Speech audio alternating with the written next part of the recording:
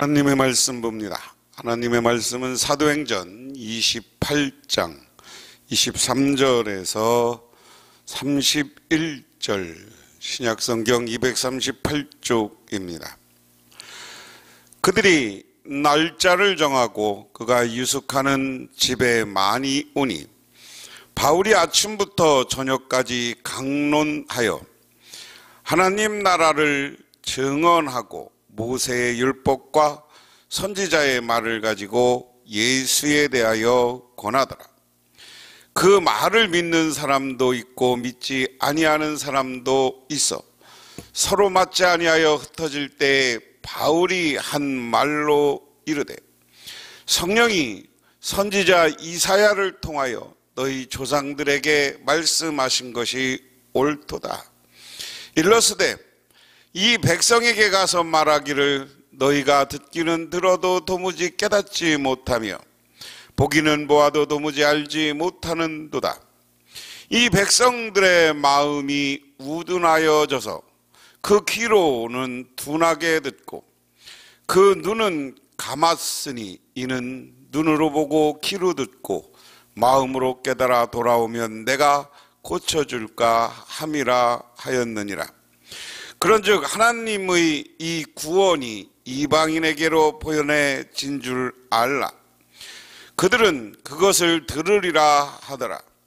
바울이 온 이태를 자기 셋집에 머물면서 자기에게 오는 사람들을 다 영접하고 하나님의 나라를 전파하며 주 예수 그리스도에 관한 모든 것을 담대하게 거침없이 가르치더라. 아멘.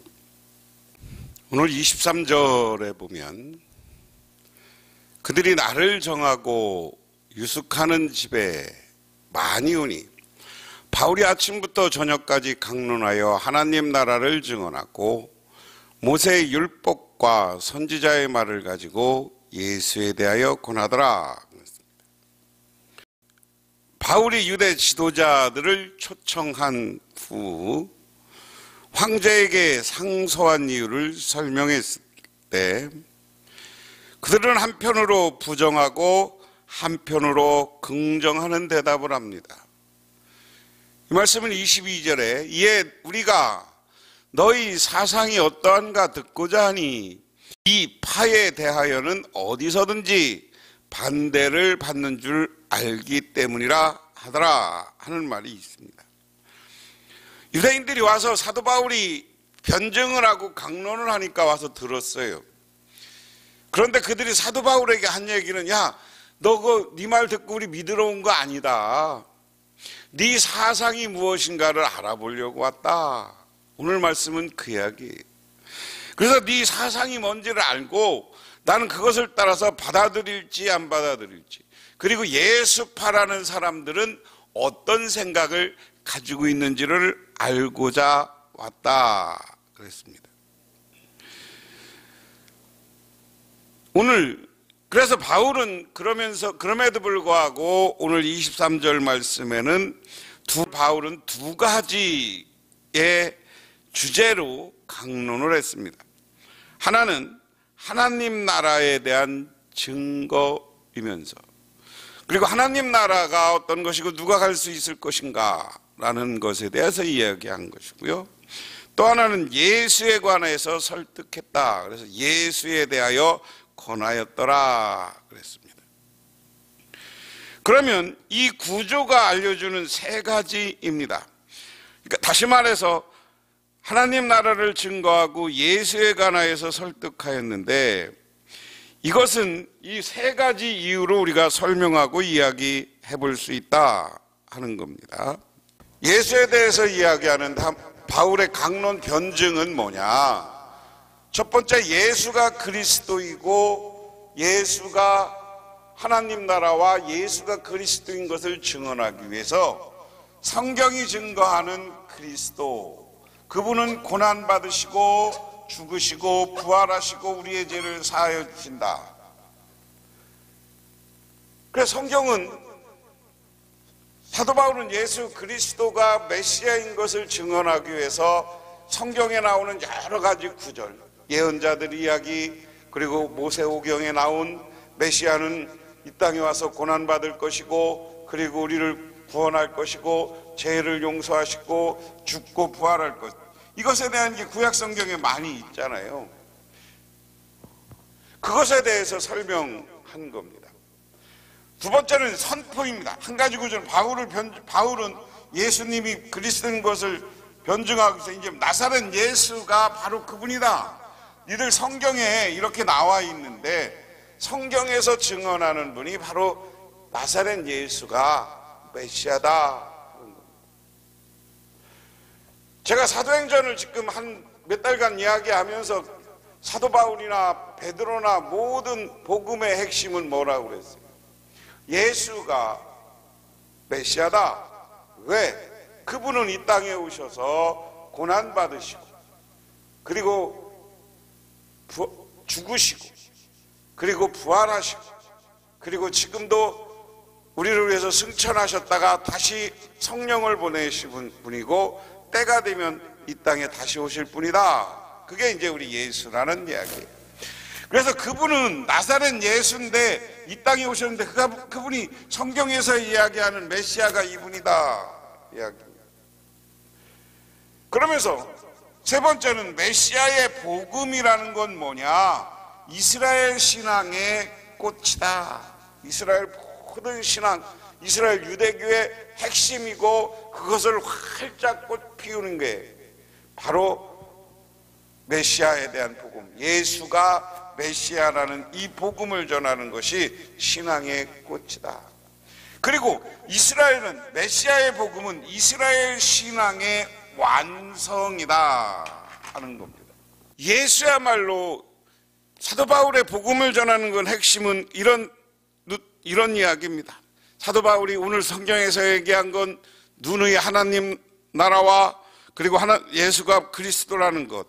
그런데 예수가 그리스도라는 것을 증언하기 위해서 성경에 여러 가지 그리스도는 고난과 죽음, 부활, 제사함에 대한 이야기, 그리고 그것이 다 바로 그분이 있는데 그것을 이룬 것이, 완성한 것이 나사렛 예수다. 우리도 사도 바울이 전한 복음을 지금 믿는 겁니다. 나사렛 예수가 그리스도인 것을 믿으시기 바랍니다. 그 다음에 24절 보니까 그 말을 믿는 사람도 있고 믿지 않은 사람도 있어 그랬습니다. 바울의 증거와 설득을 믿는 사람도 있고 믿지 않는 사람도 있었다. 이것을 직역하면 그렇습니다. 일부 사람들은 말해진 것에 설득되었다. 여기서 말해진 것이란 바울이 모세의 율법과 선지자의 글로부터 예수에 대해서 설득한 것을 가리킵니다. 그 내용은 다른 것이 아니라 바울의 주장, 곧 예수님이 메시아라는 바울의 교리와 바울의 사상이 이스라엘의 유고한 언약의 계승이라는 말이 옳다는 것이다. 반면에 일부 사람들은 바울의 말을 신뢰하지 않았습니다. 이것은 지성적 동의의 문제가 아니라 의지적 인정 문제다. 그들이 그리스도가 주 되심을 인정하지 못하는 가장 큰 이유는 십자가 때문입니다. 십자가를 진 메시아는 유대인의 하나님 나라 그림에 들어와서는 안 되는 대상입니다. 그래서 바울의 증거와 설득을 인정하고 받아들인 이보다 거부하는 이들이 많았다. 아마도 그들은 그냥 거부하지 않았을 것입니다. 경멸했을 것입니다. 그러자 오늘 25절부터 이렇게 이야기합니다. 서로 맞지 아니하여 흩어질 때에 바울이 한 말로 이르되 성령이 선지자 이사야를 통하여 너희 조상들에게 한 말씀하신 것이 옳도다. 백성에게 가서 말하기를 너희가 듣기는 들어도 도무지 깨닫지 못하며 보기는 보아도 도무지 알지 못하는도다.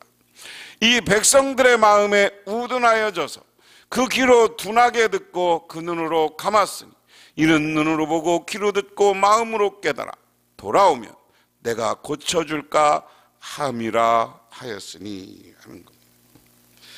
대부분의 유대인들이 바울의 강론, 토론, 설득에 의견이 맞지 않아 떠났습니다. 여기서 의견이 맞지 않다는 그리스어는 아심포노이데 온테 스프로스 알레르스라는 말입니다. 서로에게 화음이 되지 않는다는 뜻입니다. 바울, 베드로, 아볼로는 복음의 교양국을 이룰 수 있었지만 이들은 율법과 랍비의 전통, 그리스도 로마 철학의 전통에 정통한 전무후무한 성경 주석가요 변증가의 말도 공명을 일으키지 못했습니다. 그들은 떠났습니다. 그러나 그냥 떠나지 않았습니다.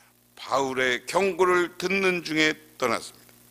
누가는 바울이 한 말 레마엔을 했다고 합니다. 그것은 하나님이 이사야에게 소명을 주시면서 하신 말씀입니다.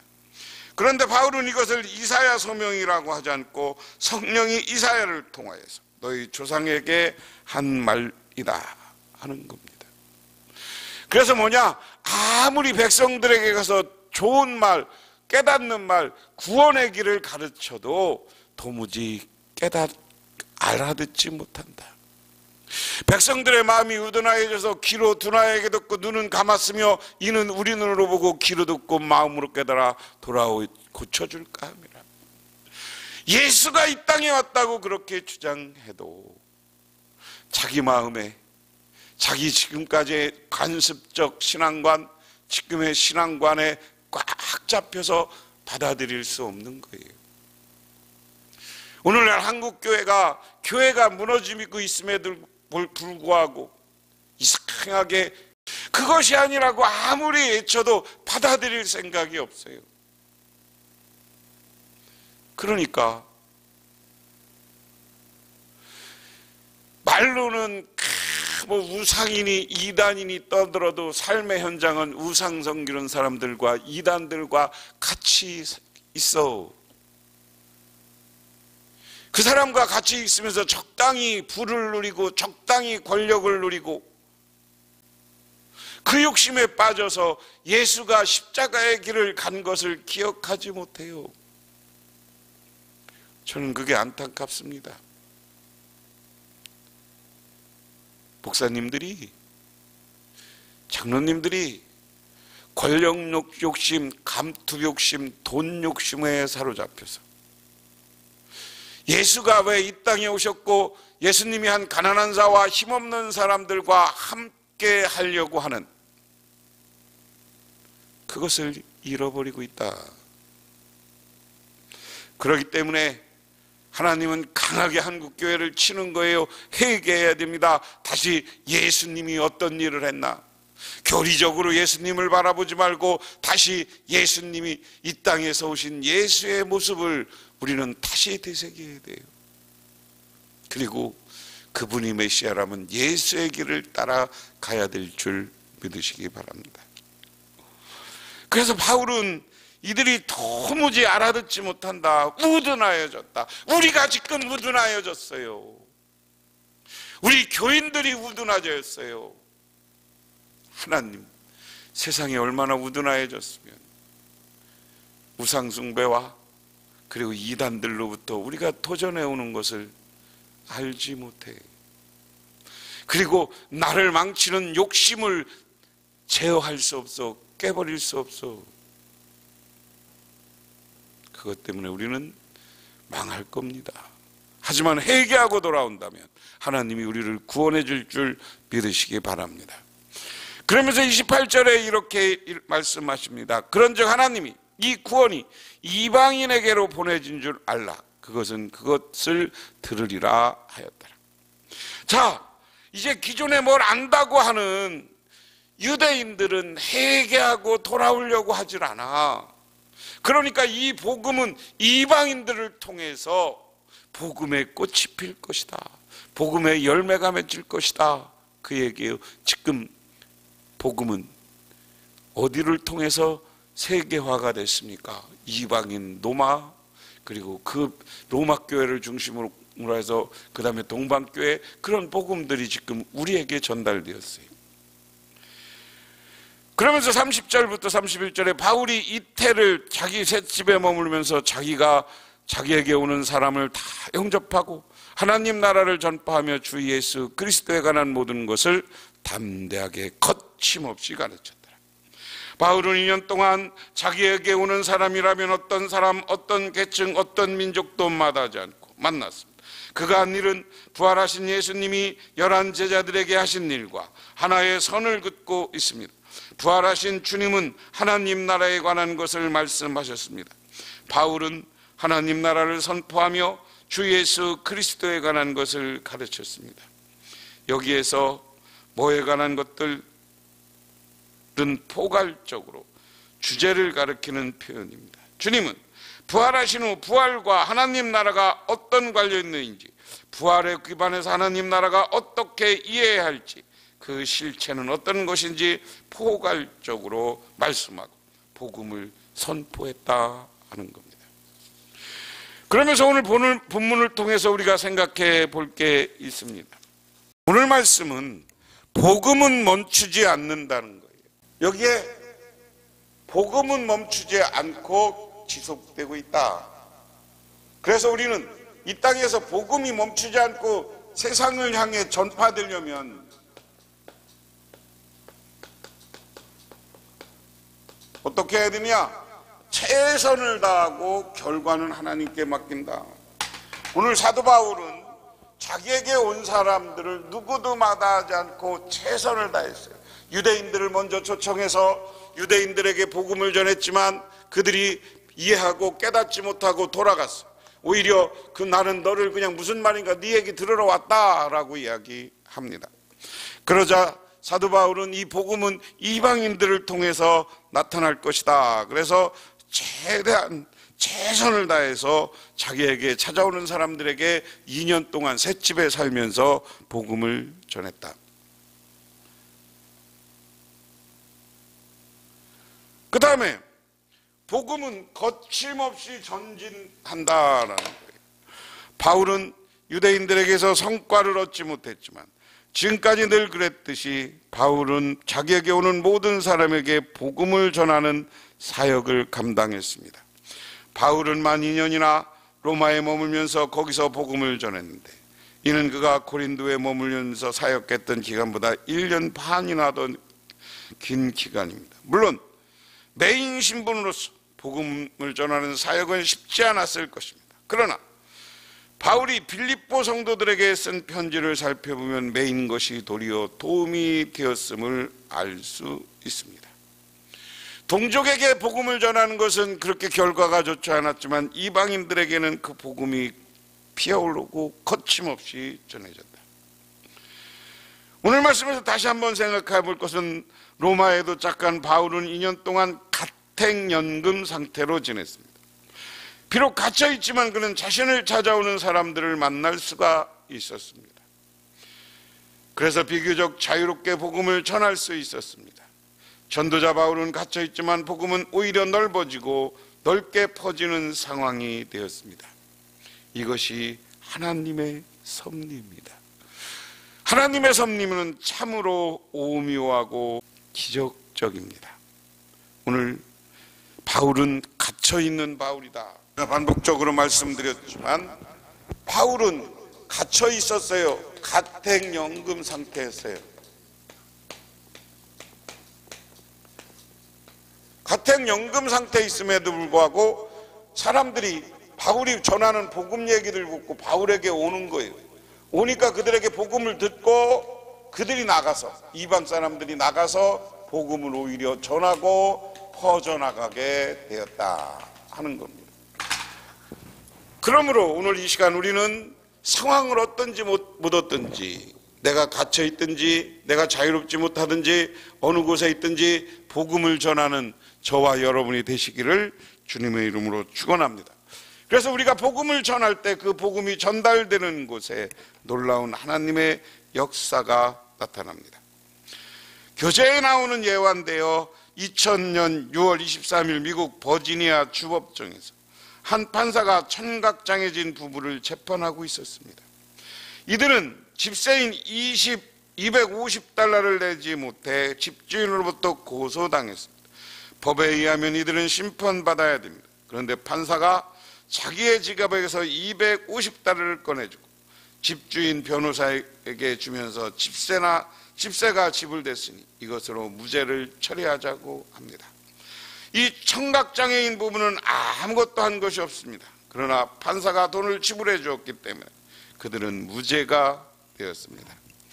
그리스도께서 우리의 몸값으로 우리가 받을 영원한 형벌을 대신 담당하였기에 우리는 값없이 의롭다함을 얻었습니다. 그리스도 안에 있는 구속으로 우리는 하나님의 영광을 바라보고 즐거워할 수 있는 사람들이 된 것입니다.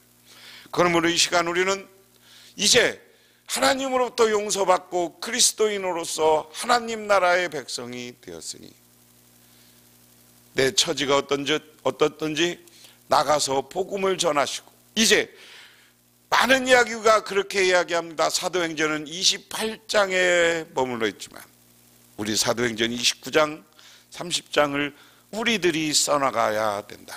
그래서 우리들이 다시 한번 세계를 향해서 복음을 전해서 복음이 확장되어 가고 우리 교회가 부흥하고 세계, 아직도 복음을 받아들이지 않는 나라들이 새롭게 복음화되어서 세계가 그리스도의 사랑으로 하나 되는 원대한 꿈을 갖고, 그래서 이 땅이 다시 하나님 나라로 새롭게 변화될 것을 믿고 미래를 향해서 나가는, 복음을 전하며 나가는 우리 모두가 되기를 주님의 이름으로 축원합니다. 기도하겠습니다. 하나님 고맙습니다. 오늘 하나님의 뜻과 하나님의 사랑을 기억하며 저희들 주님의 제단에 나왔습니다. 주님, 우리를 도우시고 우리를 복주시옵소서. 우리가 주님 예수 그리스도로 말미암아 구원받았음에 구원받은 것에 감사하며 세상에 나가 적극적으로 복음을 전하고 전진해 나가게 하옵소서. 예수님 이름 받들어 기도드리옵나이다. 아멘.